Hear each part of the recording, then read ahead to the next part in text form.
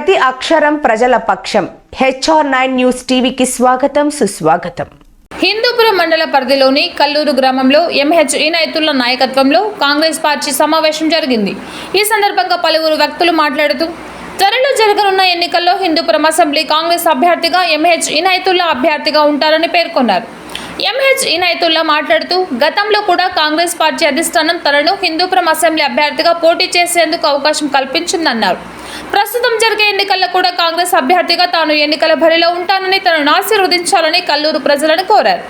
ప్రముఖ స్వతంత్ర సమరయోధుడు కల్లూరు సుబ్బారావు పుట్టిన గడ్డ నుండి తాను ఎన్నికల ప్రచారం ప్రారంభించడం ఆనందదాయకమన్నారు.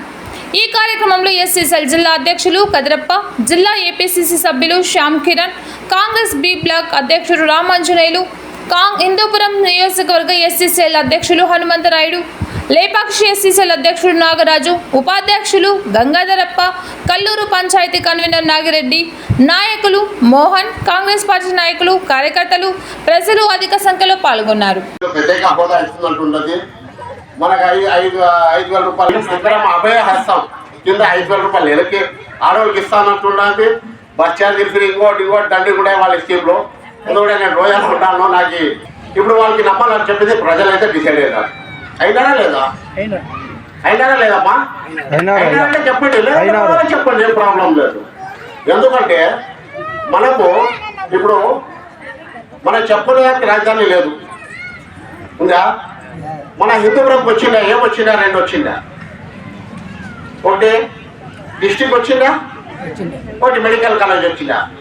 ఈ 2 కూడా మధ్య కాన్స్టిట్యూన్సీకి తరలించినారు మన నాయకులు. MLA గారు, MP గారు, MLC గారు, వీళ్ళు 3 కలిసి 10 కాన్స్టిట్యూన్సీ తరలించారు. కరెక్టా కాదా? కరెక్టే కదా. అది ఇప్పుడు సాధ్యం కావాలంటే ప్రత్యేక హోదా వస్తే మన భవిష్యత్తును కనీసం 10 ఏళ్ళు ఇస్తే హిందూపూర్లో ఎవరు కూడా పని లేదు అని చెప్పుకునే పరిస్థితి ఉండదు. అన్ని ఇండస్ట్రీలు వస్తాయి.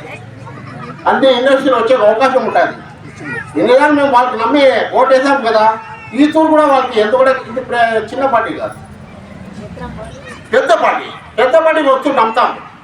అయినా మాకు మోసం చేస్తారు, కరెక్టే, మేము ఒప్పుకుంటాం.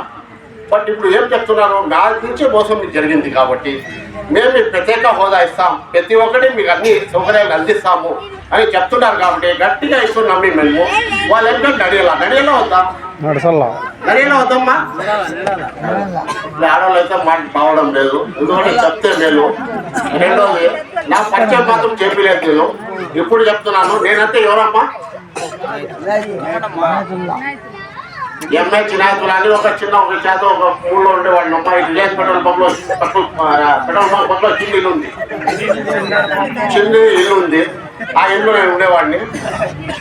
బట్ ఈ తూరి నేను ఎమ్మెల్యేగా ఈ హిందూపురం కాన్స్టిట్యున్సీకి నేను పోటీ చేస్తున్నాను. మీ ఆశీర్వాదం కావాలని నేను కోరుతున్నాను.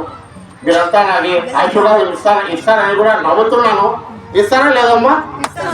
ఇస్తారా లేదమ్మా? ఎందుకంటే నేను ఒక స్థానికుడిని, మీరు ఫస్ట్ గుర్తుపెట్టుకోండి. ఇప్పుడే శ్యామ్ కిరణ్ చెప్పా, స్థానికుడు అయితే కాలాన్ని పట్టుకోవచ్చు, ఇంటిదే ధర్నా కూర్చోవచ్చు.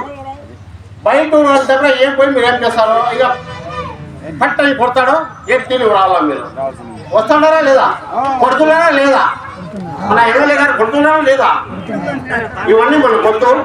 మనమంతా కలిగట్టుగా పనిచేసుకొని మనమంతా హాయిగా ఉంటాము, ఎందుకు అభివృద్ధి చేసుకుంటాము. ఇంతలో నా ఉపన్యాసం ముగిస్తున్నాను. ధన్యవాదాలు.